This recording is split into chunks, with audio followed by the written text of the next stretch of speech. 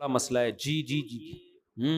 بہت اہم بات کی ہے بھائی نے. یہ آغا خانی سے مسلمان ہوئے, یہ کہہ رہے ہیں کہ ہم جب غیر مسلم مسلمان ہوتے ہیں تو اسلام میں جتنے فرقے ہیں سارے ہمیں اپنی طرف کھینچتے ہیں. اور یہ ان کی شکایت نہیں, یہ بہت سے لوگوں غیر مسلم پہلے بھی شکایت کر چکے ہیں.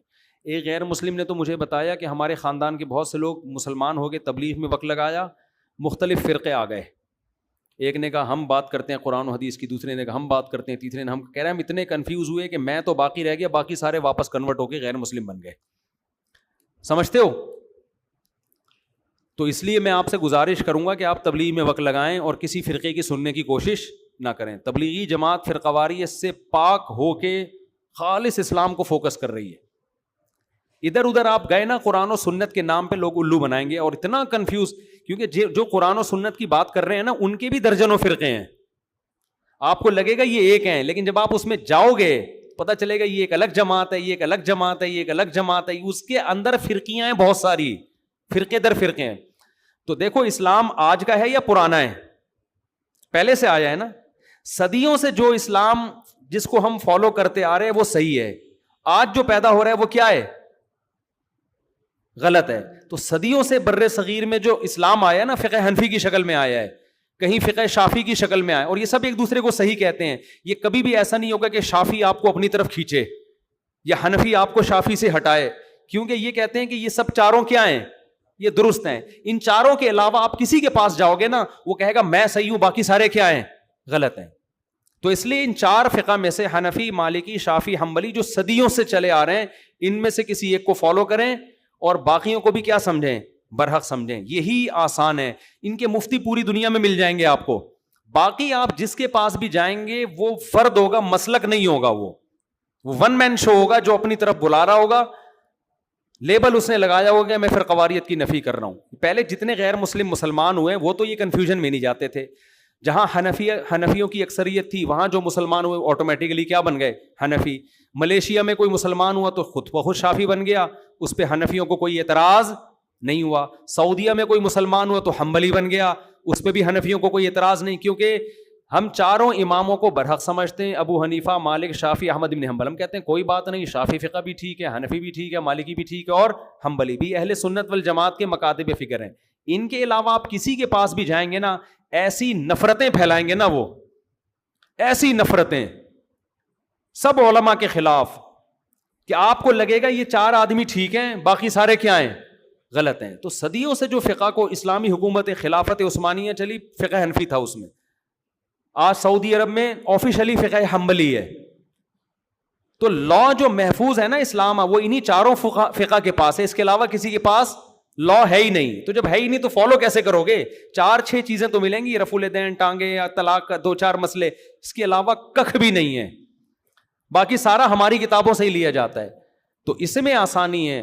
میں آپ کو ڈاکٹر ذاکر نائک کی تحقیق بتاتا ہوں کہ چاروں فقہ کو ماننے والے جو مسلمان ہیں نا 99% ہیں, اور 1% وہ ہیں جو چاروں میں سے کسی کو نہیں مانتے. اب آپ بتاؤ 1% ٹھیک ہے یا 99% ٹھیک ہے؟ اور ان 99 میں بڑے بڑے محدثین, فقہا, جنگی کمانڈر, محمود غزنوی, ٹیپو سلطان, سراج الدولہ, جتنے بڑے بڑے ہندوستان کی تاریخ میں گزرے ہیں. صلاح الدین ایوبی فقہ مالکیہ کو فالو کیا کرتا تھا. تو آپ کو جتنے کمانڈر ملیں گے سارے کسی نہ کسی فقہ. ابن حجر کو دیکھو, علامہ ابن حجر. آج کوئی اہل حدیث ہو, کوئی دیوبندی ہو, کوئی بریلوی ہو, کوئی بھی ہو, جب بھی وہ حدیث کو صحیح یا ضعیف کہے گا تو وہ ابن حجر کا محتاج ہوگا, جو 7ویں صدی ہجری کے عالم ہے. ابن حجر کو نکال دو گے نا آپ ڈکشنری سے, آپ حدیث میں گونگے بہرے بن جاؤ گے. علامہ ناصر الالبانی جو سلفی عالم تھے, ان کی 99% تحقیقات ابن حجر پر موقوف ہیں, اور علامہ ابن حجر کے بارے میں پوری دنیا مانتی ہے کہ شافعی تھے, وہ فقہ شافی کو فالو کرتے تھے. اب اگر آپ کہو گے شافی فقہ کو میں نہیں مانتا, تو اس کا مطلب ابن حجر کیا ہو گئے, غلط. علامہ نووی رحمۃ اللہ علیہ, جن کی ریاض الصالحین ہے, پوری دنیا میں پڑھائی جاتی ہے, یہ شرح المہذب جو فقہ شافی کی سب سے طویل ترین کتاب ہے, اس کے مؤلف ہیں علامہ نووی, یہ بھی شافی تھے. جتنے بڑے بڑے علامے آپ کو نظر آئیں گے وہ تو سارے یہی تھے. تو یہ سارے غلط. اور اب ایسا ہی ہو رہا ہے, تو اس لیے جو بھی غیر مسلم اسلام قبول کرتا ہے اسے چاہیے ان چاروں فقہ میں سے ایک کو فالو کرے اور دوسرے پر اعتراض نہ کرے. اب فالو کس کو کرے بھائی؟ جو جس ملک میں فقہ رائج ہے اس کو فالو کرے, اس میں آسانی ہے, کیونکہ اس میں اس کے مفتیان کرام ملیں گے, مسائل آپ کو بتا دیں گے.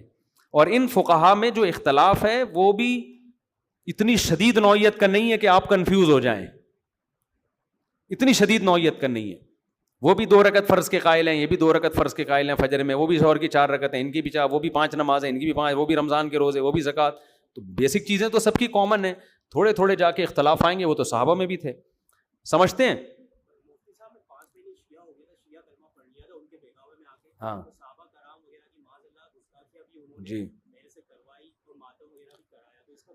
بس توبہ کر لیں کافی ہے, ٹھیک ہے نا, توبہ کر لیں کافی ہے. ورنہ میں آپ کو بتاؤں, میں یہ بات جب آپ گھوم پھر کے مختلف فرقوں کو ٹیسٹ کرو گے نا تو نتیجے میں ادھر ہی آؤ گے جو میں آپ سے ابھی کہہ رہا ہوں. مجھے لوگ کہتے ہیں اب یہ فقہ حنفی کی طرف لوگوں کو دعوت دے رہا ہے. اگر میں فقہ حنفی کی دعوت دے رہا ہوتا تو میں فقہ شافعی کو غلط قرار دے رہا ہوتا, میں فقہ حنبلی کو غلط قرار دے رہا ہوتا, میں فقہ مالکی کو غلط قرار دے. میں کہتا ہوں جو 99% امت جس کو فالو کر رہی ہے, اور اب 99 ہو گئے, ورنہ پہلے تو 100% تھے, سوائے اللہ ماشاء اللہ کہیں کوئی ایک آدھ آدمی, تو پوری امت گمراہی پہ حدیث میں آتا ہے جمع نہیں ہو سکتی. لوگ ہمیں کہتے ہیں کہ اچھا اکثریت کو فالو کرو گے, اکثریت تو گمراہ ہوتی ہے. اہل اسلام کی اکثریت گمراہ نہیں ہو سکتی, خوب سمجھ لو, کیونکہ حدیث میں آتا ہے اتبعوا السواد الاعظم ما رآہ المؤمنون حسنا فہو عند اللہ حسن. اہل اسلام جس چیز کو اچھا سمجھتے ہیں اللہ کی نظر میں بھی وہ کیا ہے؟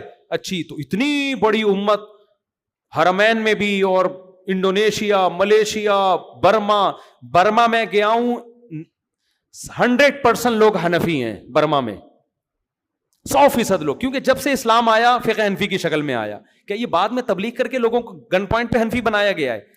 بھائی وہ آیا ہی اسلام فقہ حنفی میں. بنگلہ دیش میں حنفی, پورے انڈیا میں حنفی, پاکستان میں حنفی, اور افغانستان میں اسلامی حکومتیں جب بھی آئی ہیں فقہ حنفی کی شکل میں آئی ہیں. ایران میں جو سنی ہیں زیادہ تر حنفی ہیں, آذربائیجان جو روس کی ریاستیں وہاں حنفی ہیں. پھر آپ جاؤ گے دوسرے نمبر پہ, 50% دنیا میں فقہ حنفی ہے. اہل سنت کی بات کر رہا ہوں, اہل سنت کے علاوہ کو تو ہم پھر گمراہ مانتے ہیں نا, وہ تو قرآن و سنت کو حجت ہی نہیں مانتے. میں ان کی بات کر رہا ہوں جو قرآن و سنت کو حجت مانتے ہیں. ان میں 50% لوگ حنفی ہیں جنہوں نے اسلام کی خدمت کی. پھر 30% لوگ شافعی ہیں. یہ میری تحقیق نہیں ہے, یہ ڈاکٹر ذاکر نائک کی تحقیق بتا رہا ہوں آپ کو, جن سے میں نے براہ راست سنا ہے. میری بھی یہی تحقیق ہے, لیکن میں اپنی تحقیق کے نام پہ پیش کروں گا تو لوگ کلپ بنائیں گے چورن بیچ رہا ہے, ٹھیک ہے نا, اس لیے میں ڈاکٹر ذاکر نائک کا نام لے رہا ہوں. 30% لوگ فقہ شافعی کو فالو کرتے ہیں, اور 17% لوگ فقہ مالکیہ کو فالو کرتے ہیں, 2% لوگ فقہ حنبلی کو. باقی تھوڑے سے لوگ رہ گئے, وہ کسی ایک فقہ کو فالو نہیں کر رہے, وہ ہر آدمی ایک اپنا فقہ ہے. اس سے مسئلہ پوچھو گے وہ کچھ اور بتائے گا. آپ دیکھو اکثر ٹی وی میں اہل حدیث کے 3-4 عالم اکٹھے نہیں آتے ہیں. وجہ اس کی ہے کہ ان سے اگر ڈیبیٹ کی جائے نا, ہر عالم کی اپنی رائے ہوگی, اور وہ اس پہ قرآن و سنت کا لیبل لگا رہا ہوگا, اور وہ کہے گا یہی ہے قرآن و سنت. سمجھ رہے ہیں بات کو؟ آپ کسی حنفی عالم سے مسئلہ پوچھیں, پاکستان میں پوچھیں گے جواب سیم, آذربائیجان میں پوچھیں گے جواب, طلاق کا پوچھ لیں مثال کے طور پر, کوئی طلاق دے کے آپ نے مسئلہ پوچھا, 1 طلاق دی کسی نے یا 2 طلاقیں دی, آپ یہاں پوچھیں گے جواب سیم, انڈیا میں جا کے پوچھیں گے جواب سیم, آذربائیجان میں پوچھیں گے جواب سیم, شام میں عربوں میں بہت سارے فقہ حنفی ہیں, عراق میں حنفی بہت ہے, عرب میں بھی بہت حنفی ہیں. لوگ یہ سمجھتے ہیں یہ جو بیت اللہ کی چابیاں جن کے پاس ہیں نا, بیت اللہ کی چابیاں جن کے بارے میں حدیث میں آتا ہے قیامت تک ان کے پاس چابی رہے گی, وہ بھی حنفی ہیں. تو میں فقہ حنفی کے فضائل نہیں سنا رہا, میں یہ کہہ رہا ہوں کہ جو لوگ حنفیوں کو گمراہ کہتے ہیں نا, اس کا مطلب وہ اسلام کی جڑیں کھوکھلی کر رہے ہیں. وہ پوری امتی کو, اتنی بڑی تعداد کو آپ گمراہ قرار دے رہے ہو, تو یہ کیسے غیر مسلم کیسے ہضم کرے گا؟ غیر مسلم کہے گا تمہارے اسلام کو 1% لوگوں نے فالو کیا, باقی سارے گھاس کھا رہے ہیں, تو ہمیں کیا سکھاؤ گے اسلام؟ تو اتنی بڑی امت, حدیث میں آتا ہے گمراہی پہ جمع نہیں ہو سکتی. تو آپ بیسک مسائل کہیں سے بھی پوچھیں گے ایک ہی جواب ملے گا, ان کے علاوہ آپ پوچھیں گے ادھر کچھ اور ملے گا, اس کی قرآن حدیث کی تحقیق کچھ اور ہوگی, اس کی قرآن حدیث کی تحقیق صرف ایک رفع الیدین پر اتنا پوچھ لیں کہ یہ سنت ہے یا واجب ہے یا نماز کا رکن ہے. میں اہل حدیث علماء کا بہت احترام کرتا ہوں, میں ان کو اس معنی میں گمراہ نہیں سمجھتا کہ معاذ اللہ جہنم میں جائیں گے. لیکن آپ پوچھ کے دیکھیں, ایک کے نزدیک سنت مؤکدہ, ایک کے نزدیک مستحب, ایک کے نزدیک واجب, ایک کے نزدیک نماز کا رکن. ایک اہل حدیث ہیں یہاں میرے پیچھے نماز نہیں پڑھتے, حالانکہ میرا بڑا احترام کرتے ہیں. میں نے کہا بھائی کیوں نماز نہیں پڑھتے؟ کہہ رہے ہیں آپ رفع الیدین نہیں کرتے. میں نے کہا تو رفع الیدین کرنا فرض ہے. کہہ رہے ہیں جب نبی نے فرمایا, صحیح حدیث ہے, صلو کما رأیتمونی اصلی, ایسے نماز پڑھو جیسے میں پڑھتا ہوں. تو وہ نماز ایسے ہی پڑھنی پڑے گی تو ہوگی جیسے, اور نبی نے آپ نہیں کر رہے تو آپ کی نماز نہیں ہو رہی تو میری کیسے ہوگی؟ وہ میرے پیچھے نماز کو حرام سمجھتے ہیں. میں نے کہا وہ دوسرے اہل حدیث ہیں, وہ تو پڑھ رہے ہیں میرے پیچھے نماز اور بڑا عزت کرتے ہیں, احترام کرتے ہیں, بلکہ دوسرے اہل حدیثوں کو برا بھلا کہتے ہیں کہ یار کیوں نماز نہیں پڑھتے تم, جماعت کی نماز کس بیس پہ چھوڑ رہے ہو. تو جتنے ملیں گے نا آپ کو, ہر ایک کی قرآن و حدیث کی تحقیق دوسرے سے کیا ہوگی. طلاق کا مسئلہ آپ پوچھ لیں, یہ جو اہل حدیث کہتے ہیں نا 3 طلاقیں ایک ہوتی ہیں, ایسا نہیں ہے. ایک اہل حدیث کہتے ہیں 3 طلاقیں ایک ہوتی ہیں, دوسرا کہتے ہیں 3 طلاقیں 3 ہوتی ہیں, ایک کہتے ہیں, ان کے حوالے میں دوں گا آپ کو, ٹھیک ہے نا. ایک اہل حدیث کہتے ہیں کہ اگر آپ نے زوجہ سے کو طلاق دی اور رجوع نہیں کیا اسی طہر میں, تو 3 دی ہوں یا 1 دی ہوں, ایک بھی نہیں ہوگی. صحیح ہے نا. دوسری طلاق, سوری یہ نہیں, آپ نے بیوی کو 1 طلاق دی طہر میں, اگر آپ نے اس سے رجوع نہیں کیا تو دوسری نہیں ہوگی. دوسری اگلے طہر میں بھی دو گے, اگلے مہینے بھی دو گے, وہ پھر بھی نہیں ہوگی. ایک کہتے ہیں حالت حیض میں دے دی تو ہو جائے گی, دوسرے کہتے ہیں حالت حیض میں دی تو نہیں ہوگی. لوگ کیا کر رہے ہوتے ہیں کہ جب 3 طلاقیں دیتے ہیں تو جاتے بھی اس اہل حدیث کے پاس ہیں جو 3 کو 1 قرار دے کر اس کی مرضی کا فتویٰ دے. میں ایسے اہل حدیث کا بتاؤں کہ وہ والا 3 کو 3 کہتا ہے, قرآن و حدیث کی روشنی میں اس کے پاس جانے کے لیے تیار نہیں ہوتے. تو اتنی رائے ہے نا کہ یہ آپ پاگل ہو جاؤ گے. صحیح ہے نا. اسی لیے ہم کہتے ہیں, ہم اہل حدیثوں کو تو کچھ نہیں کہتے, ان کو جو سمجھ میں آئے اللہ ان سے پوچھ لے گا, وہ اگر اس پہ خوش ہیں تو ٹھیک ہے بھائی, ہم کسی کو جہنمی نہیں کہتے, رشتہ داری بھی ان سے رکھتے ہیں, ان کے پیچھے نمازیں بھی پڑھتے ہیں. لیکن ہمیں اسلام خطرے میں نظر آ رہا ہے. اگر آپ نے ان 4 فقہ میں سے برات کا اعلان کر دیا نا, نکل گئے, تو بریکیں آپ کی پھر کیا ہیں, فیل ہیں. پھر بھاگتے جاؤ, پھر قرآن حدیث کے نام پہ اینڈ پھر غامدیت پہ جا کے ہوگا. غامدی صاحب کا قرآن حدیث بالکل ہی الگ اسٹائل کا ہے. وہ ایکچولی کر کے ہنس کے بہت میٹھے اسٹائل میں بیڑا ہی غرق کر دیا انہوں نے, ٹھیک ہے نا. لیکن وہ بھی دعویٰ کیا کرتے ہیں, میں کسی کی تقلید نہیں کرتا, میں مانتا کس کو ہوں, قرآن اور سنت کو مانتا ہوں. دیکھو غامدی صاحب کیا اسلام لے کر آ رہے ہیں, جس میں عدت ہی کا انکار کر دیا, جس میں پھر ایک اسلام, وہ ان کا بھی ایک مشہور صاحب ہیں, انہوں نے صحابہ کو برا بھلا کہنا شروع کر دیا.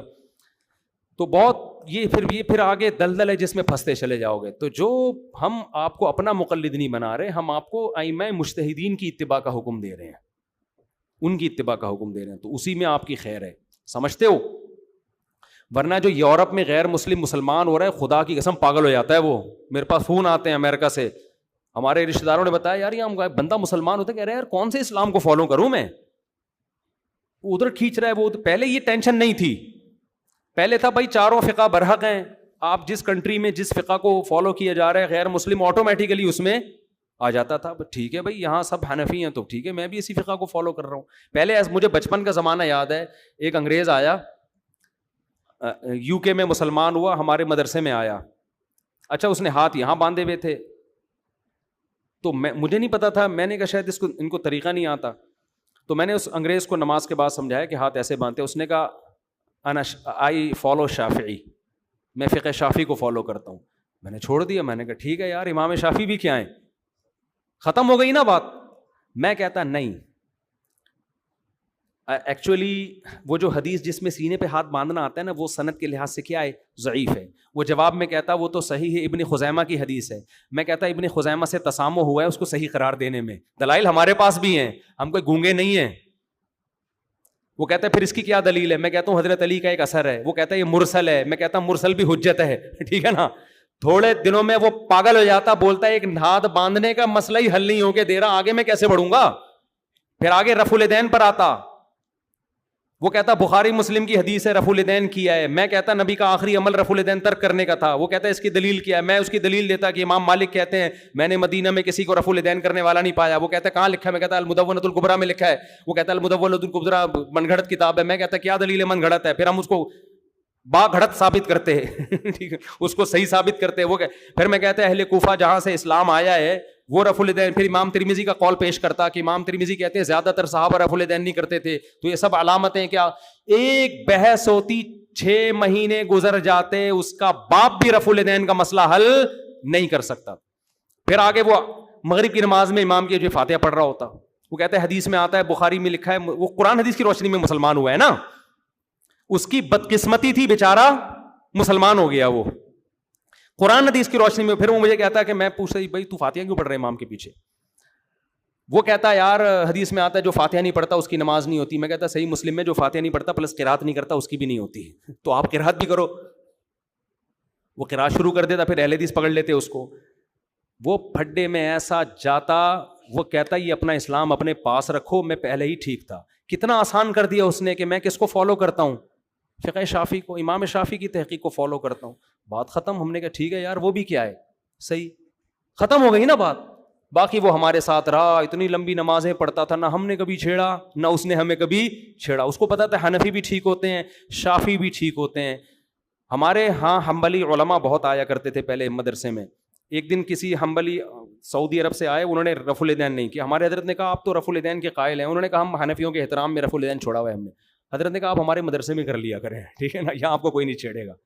جب آپ کی رائے ہے تو آپ کر لیں. صدیوں سے مسلمان اس ٹریک پہ چلتے آ رہے ہیں, اس لیے ان میں محبت تھی. اب اہل حدیث میں صبر کی بات نہیں کر رہا. بہت سو نے کیا کیا ہے, رفع الیدین جو نہیں کرتا وہ اندھا مقلد ہے, امام کے پیچھے فاتحہ نہیں پڑھتا اندھا مقلد ہے, 3 طلاقیں ایک ہوتی ہیں قرآن حدیث کا, حالانکہ پھر بیٹھتے بھی نہیں ہیں. 3 طلاقیں 3 ہی ہوتی ہیں قرآن. مجھ سے جی ٹی وی میں انٹرویو لیا, وہ انہوں نے حذف ہی کر دیا. پھر مجھ سے وہ کہنے لگے کہ امام ابو حنیفہ کے نزدیک 3 طلاقیں 3 ہوتی ہیں فقہ حنفی میں, اور اہل حدیث قرآن حدیث کی روشنی میں جو بتاتے ہیں وہ کتنی ہوتی ہیں, 1 ہوتی ہیں. میں نے کہا قرآن حدیث کی روشنی میں 3 ہوتی ہیں, اس لیے امام حنیفہ کی نظر میں بھی 3 کتنی ہوتی ہیں. اور میں نے کہا یہ تمام صحابہ کا مذہب ہے یہ کہ 3 کتنی ہوتی ہیں, 3. یہ اہل حدیث, یہ امام حنیفہ کا نہیں ہے. سارے صحابہ یہی کہتے ہیں 3 ہوتی ہیں, اس لیے امام حنیفہ نے کہا کہ 3 ہوتی ہیں. صحابہ نے پہلے یہ قول کیا, اس وجہ سے ابو حنیفہ نے کیا ہے, اس لیے نہیں کہ ابو حنیفہ نے پہلے قول کیا تو ہم نے صحابہ کے کھاتے میں ڈال دیا. وہ تو کتنی مس گائیڈنس ہو رہی ہے. تو اس لیے بھائی یہ قرآن حدیث کے نام پہ نا امت کو کھلواڑ بنایا جا رہا ہے, تماشا بن رہا ہے, اپنی چورن بیچنا مقصد ہوتا ہے. تو نتیجہ کیا نکلتا ہے, اس کا نتیجہ ہی نکل رہا ہے امت ایک فرقواریت کی آگ میں جل رہی ہے. تو غیر مسلم تو پاگل ہو جائے گا. صحیح بات. اب کل پرسوں جو ہندو عورت مسلمان ہوئی ہے, اس کو ایک حنفی بندہ لے کر آیا نا, تو وہ آٹومیٹیکلی حنفی ہے, اس کو پتہ بھی نہیں ہے, لیکن وہ اسی طریقے سے نماز پڑھے گی, کوئی بھی اس کو نہیں چھیڑے گا. اگر وہ شافی فقہ کو فالو کر رہی ہوتی, فار ایگزامپل وہ سعودیہ میں مسلمان ہوتی, مجھے پتا چلتا, اور وہ رفع الیدین کر رہی ہوتی, تو میں چھیڑتا اس کو, میں بھی کہتا ٹھیک ہے یار ایسے بھی ٹھیک ہے. یہاں وہ ظاہر ہے ہمارے ہاتھ پہ مسلمان ہوئی ہے, وہ اسی طرح سے. اب اگر اس کو کوئی چھیڑے گا نا کہ تو رفع الیدین کیوں نہیں کر رہی, تو فاتحہ کیوں نہیں پڑھ رہی, تو عورتوں کی طرح نماز کیوں پڑھ رہی ہے, مردوں کی طرح, تو چھیڑنے والا بے غیرت ہے 1 نمبر کا. سمجھ رہے ہو, چاہے وہ کتنے قرآن و حدیث کا لیبل لگائے, وہ چورن بیچ رہا ہے قرآن و سنت کے نام پہ, وہ بے شرم آدمی ہے. وہ ایک عورت کو کنفیوز کر رہا ہے, وہ بھائی پڑھنے دو اس کو, سجدہ کرنے دو, رکوع کرنے دو, نماز پڑھنے دو, جیسے پڑھ رہی ہے پڑھنے دو, چھوڑو, اس بحث میں نہیں ڈالو اس کو. یا تو آپ فتویٰ دو کہ یہ حنفی جہنم میں جائیں گے سارے کے سارے. اچھا دیکھو, یہ لوگ یہ بھی کہتے ہیں کہ مولانا اشرف علی تھانوی نے اپنے نام کا کلمہ پڑھایا. میں کہتا ہوں جو اپنے نام کا کلمہ پڑھائے وہ مسلم ہو سکتا ہے؟ وہ تو کافر ہے. مرزا غلام احمد قادیانی نے اپنے نام کا کلمہ پڑھایا نا, تو کافر ہے, مرتد ہے. آپ کیوں پھر اس کو کافر مرتد نہیں مان رہے؟ تو خام میں آپ یہ بھی کہہ رہے ہو کہ مسلم بھی ہیں, میں کسی کو کافر نہیں کہتا, اور پھر سارے کام کافر والے لگا رہے ہو. تو ان لوگوں کے کہیں بھی پاؤں ٹکے ہوئے نہیں ہوتے. اس لیے میرے بھائی صدیوں سے ایک لا مرتب ہو چکا ہے فقہ کی شکل میں. میں پشاور گیا, میں نے پٹھانوں سے خطاب کیا وہاں پہ, میں نے کہا دیکھو پشاور میں آج اسلام نہیں آیا, پشاور میں 1200 سال پہلے اسلام آیا تھا, جو اسلام آیا تھا وہی ٹھیک ہے. اب جو نئے فرقے آ رہے ہیں وہ اسلام وہ والا اسلام نہیں ہے جو آیا تھا, وہ والا اسلام نہیں. تو اس پہ ایک نے بیان کیا کہ ہم تو بہت پرانے, امام احمد بن حنبل نے ہمارے بارے میں یہ کہا. وہ بھائی وہ آپ کے بارے میں نہیں کہا, وہ کسی اور کے بارے میں کہا, آپ تو تھے ہی نہیں, آپ تو 150-200 سال پہلے آپ کا وجود ہی نہیں تھا. یہ ایسا ہی ہے جیسے جماعت المسلمین سے آپ جب پوچھتے ہیں نا کہ آپ تو 1975 میں وجود میں آئے ہو. کہتے ہیں جماعت المسلمین تو بخاری میں بھی ہے مسلمین کا تذکرہ. ابے وہ یہ والی جماعت المسلمین نہیں ہے. تو ایسے ہی بعض فرقے اپنا نام دکھاتے ہیں حدیث میں, وہ یہ والا فرقہ تھوڑی ہے, وہ تو اس سے تو کوئی اور مراد ہے. تو یہ سب لفاظی ہے, اس لیے جو چلتا ہے نا چلا آ رہا ہے صدیوں سے. ہاں حنفیوں میں بدعتی بھی ہوتے ہیں اور توحیدی بھی ہوتے ہیں. بدعتیوں کو فالو بولو نا, مت کرو. اب یہ نہیں کہ جو بھی حنفی جو بھی پھینک دے امام حنیفہ کے کھاتے میں ڈال دے وہ آپ نے ماننا ہے. حنفیوں میں بڑے بڑے بدعتی ہیں, قبروں پہ مستنڈے بنے ہوئے بیٹھے ہوئے ہوں گے, اور پتہ نہیں کیا کیا ہے ناجزہ کے نام پہ, اور بہت کچھ ہو رہا ہے. ابھی میں بتاؤں گا وہ سمجھ جائیں گے ہمارے بارے میں بات ہو رہی ہے, ٹھیک ہے نا. تو بدعتی کو فالو نہیں کرنا. فالو کس کو کرنا ہے؟ جو توحید پرست ہو. بدعتوں سے آپ کو بچاؤ. باقی فروعی اختلافی مسائل میں تو ایک فقہ کو فالو کرنا مجبوری ہے, اس کے بغیر آپ اسلام پہ چل نہیں سکتے. جو چلے ہیں وہ چل نہیں رہے ہیں, وہ امت کو کنفیوز کر رہے ہیں, امت کو ٹینشن میں ڈال رہے ہیں. آپ کچھ دن ساتھ رہیں گے تو آپ کو اندازہ ہوگا کہ یار اس سے میری ٹینشن ختم نہیں ہو رہی, میری الجھن بڑھ رہی ہے اس سے.